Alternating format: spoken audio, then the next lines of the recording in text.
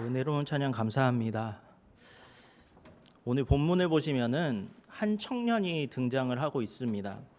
이 청년은 아주 유복한 집에서 태어난 그런 사람이었고 좋은 교육까지 받았기에 가문도 학력도 또 재산과 지위 등 모든 것을 갖추어서 아쉬운 것이 하나도 없는 그런 사람이었습니다.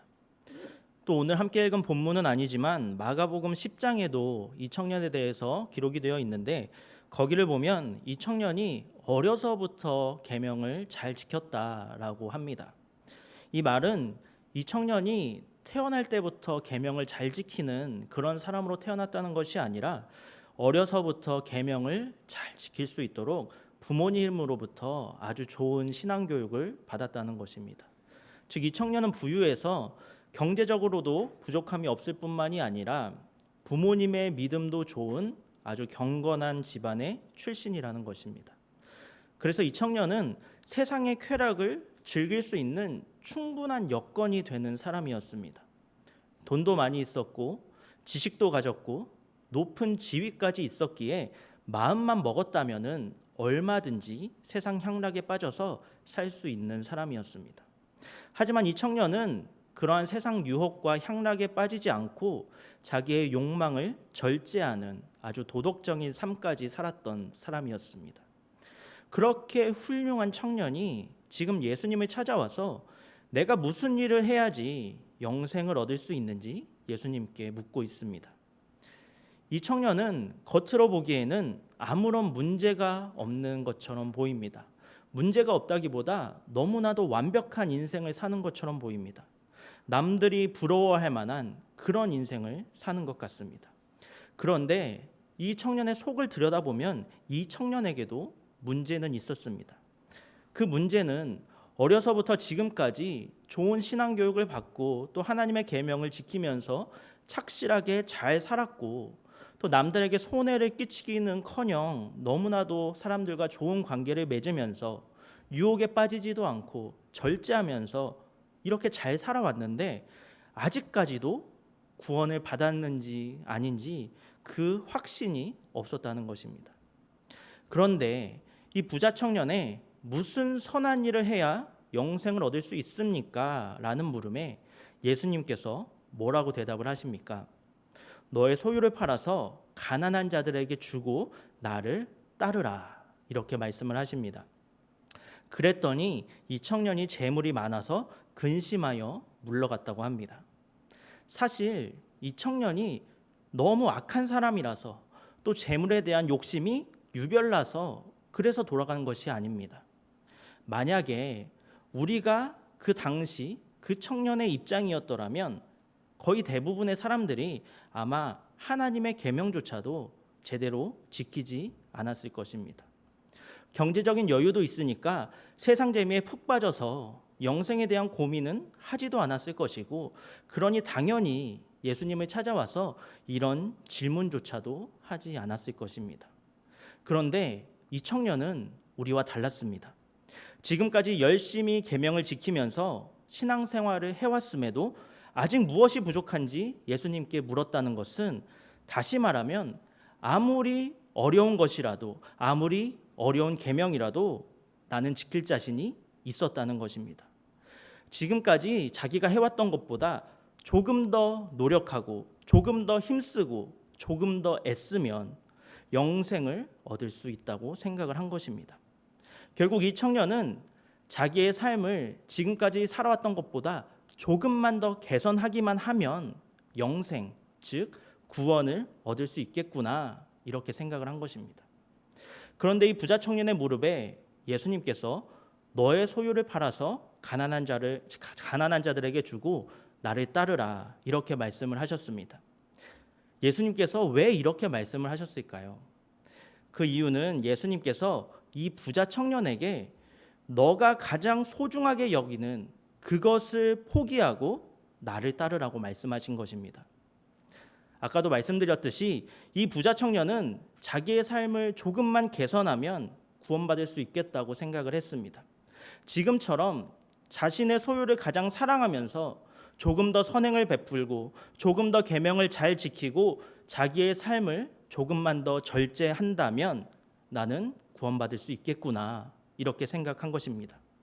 하지만 예수님의 말씀은 달랐습니다.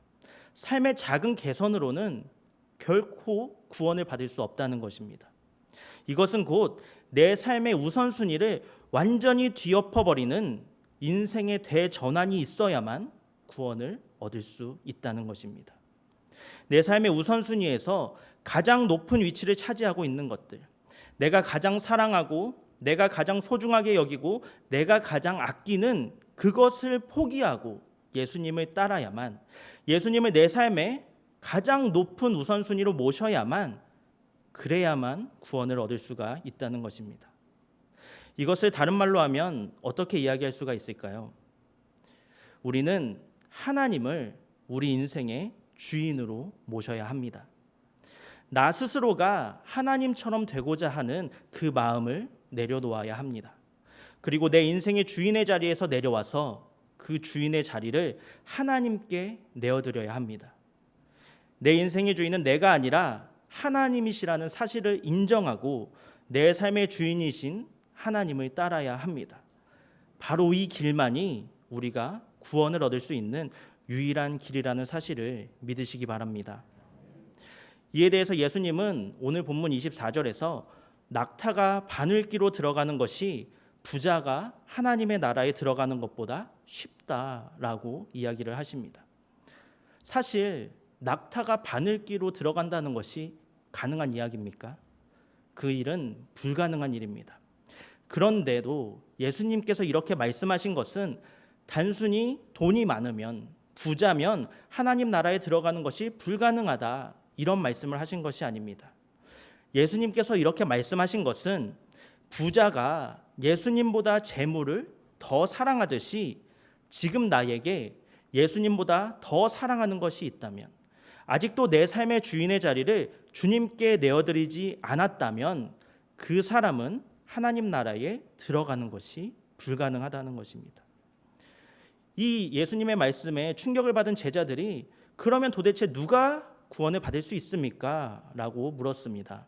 그러자 예수님께서 이렇게 대답하셨습니다. 사람으로는 할 수 없으나 하나님으로서는 다 하실 수 있다. 그렇습니다. 우리의 힘으로는 결코 구원을 얻을 수가 없습니다. 우리 스스로는 내 삶의 주인의 자리에서 내려오고자 하는 그 결단마저도 할 수가 없습니다. 하지만 하나님은 하실 수 있으십니다. 마태복음 7장 13절과 14절에 보면 이렇게 기록이 되어 있습니다.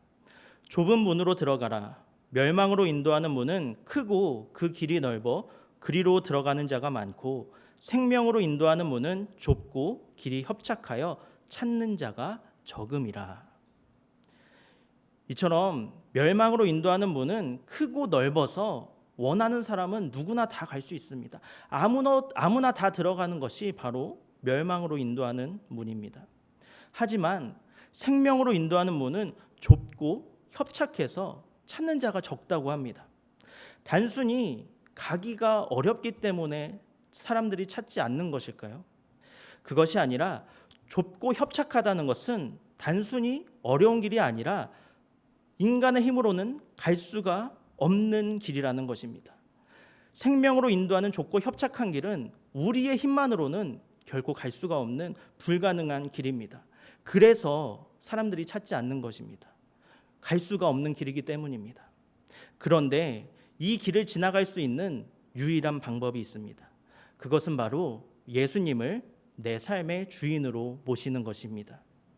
예수님을 만나고 예수님을 믿고 예수님을 내 삶의 주인으로 모시는 사람은 생명으로 인도하는 길, 불가능해 보이는 그 좁고 협착한 길을 걸을 수가 있게 되는 것입니다. 오늘 본문 속에 부자 청년은 예수님을 만나기는 만났습니다. 하지만 생명으로 인도하는 그 길을 걷지는 못했습니다.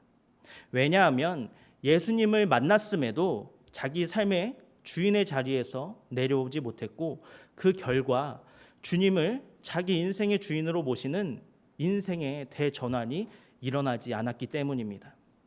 그런데 예수님을 만남으로써 그런 인생의 대전환이 일어난 사람이 있습니다. 우리가 너무나도 잘 알고 있는 삭개오입니다. 누가복음 19장에는 삭개오에 대해서 기록이 되어 있습니다. 먼저 삭개오는 세리장이었습니다. 그 당시 이스라엘은 로마의 식민 지배를 받고 있는 상황이었고, 세리는 로마 정권의 앞잡이가 되어서 이스라엘 백성들로부터 세금을 걷어들이는 역할을 하고 있는 사람이었습니다. 그러니 당연히 세리였던 삭개오는 동족들로부터 원망과 미움의 대상이 될 수밖에 없었습니다. 그렇게 동족들로부터 미움과 원망을 받았던 삭개오는 당연히 외로운 인생을 살 수밖에 없었습니다.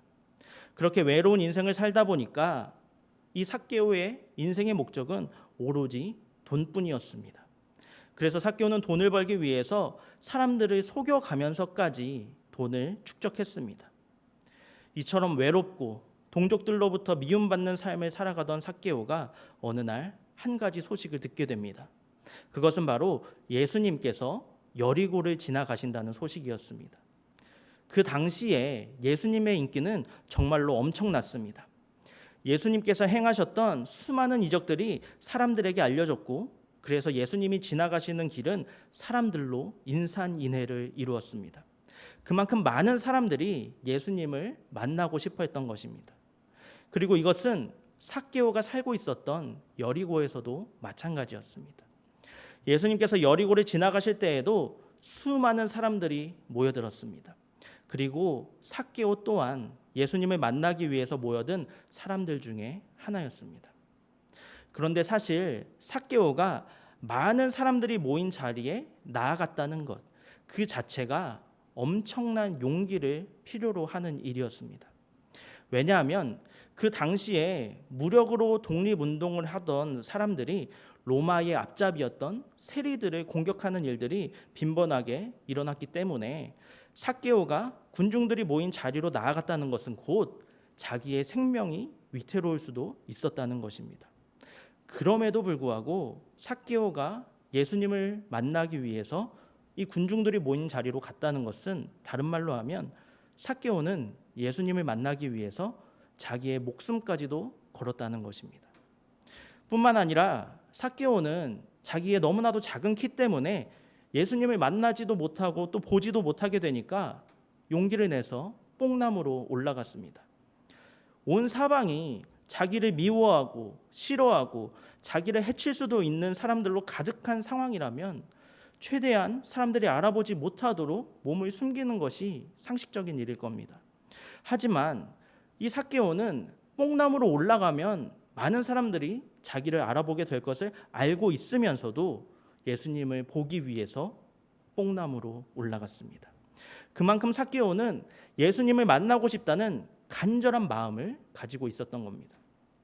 바로 그때에 수많은 군중들에게 둘러싸여 계셨던 예수님께서 뽕나무 위에 올랐던 삭개오를 보시고 이렇게 말씀하셨습니다.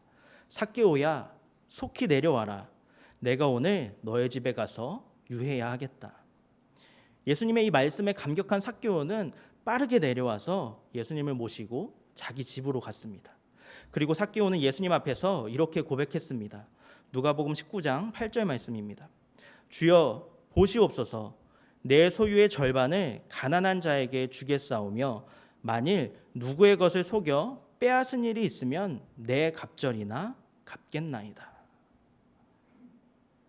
아까도 말씀드렸듯이 로마 정권의 앞잡이였던 삭개오는 동족들의 미움의 대상이었습니다. 그렇다고 해서 삭개오가 로마로부터 인정을 받았을까요? 그것도 아닙니다. 앞잡이는 앞잡이일 뿐이지 그 이상도 그 이하도 아닙니다. 결국 삭개오는 박쥐처럼 이스라엘에도 또 로마에도 어디에도 인정받지 못하는 그런 처지에 놓이고 말았습니다. 그러니 삭개오가 의지하고 삶의 목적으로 삼을 수 있었던 것은 오로지 돈밖에는 없었습니다. 그래서 돈을 모으는 일은 삭개오에게는 삶의 목적이었고 너무나도 자연스러운 일상적인 일이었습니다. 그래서 동족들을 속이면서까지 돈을 모으는 일에 집착했던 것입니다. 그랬던 삭개오가 자신이 모은 돈의 절반을 가난한 자들에게 나눠주고 또 다른 사람들의 것을 빼앗아서 속여서 내가 갈취한 것이 있다면 4배나 갚겠다고 말하는 것은 이제부터는 이전과 완전히 다른 180도 다른 새로운 인생을 살겠다고 결단한 것입니다. 삭개오는 이렇게 이제부터는 변화된 새로운 삶을 살겠다고 하면서 어떤 조건도 내걸지 않았습니다. 예수님께 가서 이스라엘 사람들한테 나를 좀 잘 대해달라고 이야기 좀 잘 해주십시오, 이렇게 요구한 것도 아니었고, 너무나도 만나고 싶어 했던 그 예수님께 앞으로 계속해서 우리 집에 거해 주십시오, 이렇게 요구했던 것도 아니었습니다. 그냥 앞으로는 전과 같이 살지 않겠습니다. 이제는 달라지겠습니다. 이제는 변하겠습니다. 내 삶의 목적도, 내 삶의 가치관도, 나의 생각까지도 모두 다 변하겠습니다. 삭개오는 이렇게 고백했을 뿐입니다. 삭개오가 이렇게 변할 수 있었던 그 이유가 무엇일까요? 그것은 바로 삭개오가 예수님을 자기 인생의 주인으로 모셨기 때문입니다. 고린도후서 5장 17절에는 이렇게 기록되어 있습니다. 그런즉 누구든지 그리스도 안에 있으면 새로운 피조물이라, 이전 것은 지나갔으니 보라 새 것이 되었도다. 또 에베소서 4장 22절부터 24절에는 이렇게 기록되었습니다. 너희는 유혹의 욕심을 따라 썩어져가는 구습을 따르는 옛사람을 벗어버리고 오직 너희의 심령이 새롭게 되어 하나님을 따라 의와 진리의 거룩함으로 지으심을 받은 새 사람을 입으라. 이와 같이 예수님을 만나고 예수님을 영접하면 새롭게 됩니다. 거듭나게 되는 것입니다. 거듭난 사람은 이전과는 다른 인생을 살게 됩니다. 바로 삭개오처럼 말입니다. 삭개오는 자기의 욕심을 따라서 살았던 사람입니다. 자기의 욕심을 위해서 이스라엘 동족들을 버리고 로마의 앞잡이 역할을 했습니다. 또 자신의 욕심을 충족시키기 위해서 동족들을 속이던 사람이었습니다. 하지만 이 삭개오가 예수님을 만나고 예수님을 영접한 뒤에는 자신의 욕심을 따라 살았던 옛사람을 벗어버리고 의롭고 거룩한 삶을 살기로 결단한 것입니다. 여러분의 일상은 어떠신가요? 예수님을 만나고 어떤 변화가 있으신가요? 혹시 이전과 똑같은 목적을 갖고 살고 계시지는 않으신가요? 아직도 이전의 일상과 다를 바 없는 그런 삶을 살고 계시지는 않으신가요? 예수님을 영접한 우리의 삶도 이전과는 달라야 할 줄로 믿습니다. 우리의 삶의 목적도 달라야 하고 우리의 일상도 변해야 합니다. 내가 좋아하는 일에만 몰두하고 내가 보기에 대단하고 나에게 기쁨과 만족을 주는 일에만 열심을 냈던 그 삶을 벗을 수 있어야 합니다. 그리고 하나님께서 기뻐하시는 의롭고 거룩한 삶을 위해서 노력해야 하고 작고 보잘것없는 하찮은 일에 충성하는 그런 삶을 살아야 합니다. 우리에게 주어진 하루하루의 삶에 충실한 것입니다. 그것이 바로 예수님을 만난 사람, 예수님을 영접한 사람, 예수님을 내 삶의 주인으로 모신 사람이 살아가는 방식입니다. 삭개오의 변화를 보신 예수님께서도 굉장히 놀라고 감격하셨습니다. 그리고 누가복음 19장 9절에 이렇게 말씀하십니다. 오늘 구원이 이 집에 이르렀도다. 죄인 중에 죄인이었고 모든 사람들의 미움과 손가락질을 받았던 삭개오, 돈밖에 모르던 삭개오, 그의 집에 하나님의 구원이 임하게 되었다는 것입니다. 오늘 앞서서 살펴보았었던 부자 청년도 분명히 예수님을 만났습니다. 하지만 그 청년은 구원받지 못하고 돌아갔습니다. 그는 자기의 삶을 어느 정도는 개선할 생각이 있었지만 자기 삶의 최우선순위에 주님을 모시고 싶지는 않았고 주님을 자기의 인생의 주인으로 인정하고 싶은 생각은 없었기 때문입니다. 하지만 삭개오는 달랐습니다. 예수님을 영접하면서 삭개오는 자기 인생을 완전히 뒤집어 엎었습니다. 자기 삶의 최우선순위, 자기 삶의 주인의 자리에 있었던 돈을 내려놓았고 그 자리에 주님을 모셨습니다. 그렇게 삶의 우선순위를 바꾸고 주님을 자기 삶의 주인으로 모시고 나니까 자신의 잘못을 깨닫고 뉘우칠 수 있었습니다. 그래서 자기 소유의 절반을 가난한 자들에게, 그리고 속여서 빼앗은 것은 네 갑절이나 갚겠습니다라고 결단할 수 있었던 것입니다. 이렇게 예수님을 영접함으로 썩어져가는 구습을 따르는 옛사람을 벗어버리고 새로운 피조물이 된 삭개오에게 구원이 임했던 것입니다. 이것이 결국 구원받지 못한 부자 청년과 구원받은 삭개오의 차이인 것입니다. 마지막으로 누가복음 19장 10절에는 이렇게 기록이 되어 있습니다. 인자가 온 것은 잃어버린 자를 찾아 구원하려 함이니라. 예수님께서 이 땅에 오신 목적, 예수님의 뜻은 우리의 구원을 위함입니다. 다시 말해서 삭개오의 변화는 예수님의 뜻이 이 땅에 이루어진 것입니다. 그의 집이 구원받았기 때문입니다. 내 삶의 주인이 나일 때 우리는 멸망으로 향하는 길을 걸을 수밖에 없습니다. 하지만 내 삶의 주인이 내가 아니라 주님이 되신다면 우리는 불가능해 보였던 생명으로 가는 그 좁은 길을 걸을 수 있습니다. 하나님께서는 그 길을 우리와 함께 걷기 위해서 예수님을 이 땅에 보내주신 것입니다. 예수님은 생명으로 인도하는 그 좁고 협착한 길을 우리와 함께 걷기 위해서 이 땅에 오셨습니다. 그러니 이제 예수님을 내 인생의 주인으로 인정하시고 고백하시기 바랍니다. 생명으로 가는 그 좁은 길은 바로 거기에서부터 시작됩니다.